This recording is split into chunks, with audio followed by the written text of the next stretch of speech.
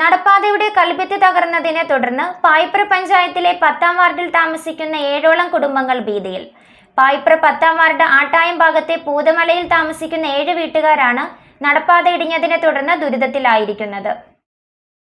പായിപ്ര പഞ്ചായത്തിലെ 10-ാം വാർഡിൽ ഉൾപ്പെടുന്ന ആട്ടയം പൂതമല ഭാഗത്ത് താമസിക്കുന്ന 7ഓളം കുടുംബങ്ങളാണ് തങ്ങളുടെ വീട്ടിലേക്ക് പോകുന്ന വഴിയുടെ കൽഭിത്തി കനത്ത മഴയിൽ തകർന്നതിനെ തുടർന്ന് ഭീതിയിലായിരിക്കുന്നത്.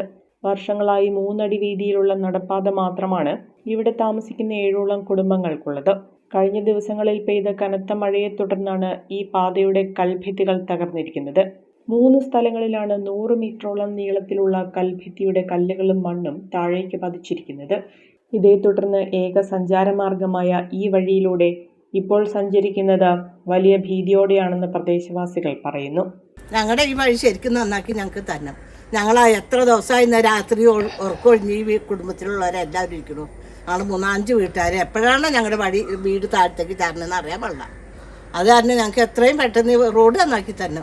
റോഡ് നന്നാക്കാമെന്ന് പറഞ്ഞ് ഞങ്ങളെ വോട്ടും പിടിച്ച് ജയിച്ചിട്ടുണ്ടായിക്കണേ. കല്ലിടിഞ്ഞ് താഴേക്ക് പതിച്ചാൽ താഴെയുള്ള വീടുകൾക്കും കേടുപാടുകൾ സംഭവിക്കുമെന്നതിൽ തർക്കമില്ല.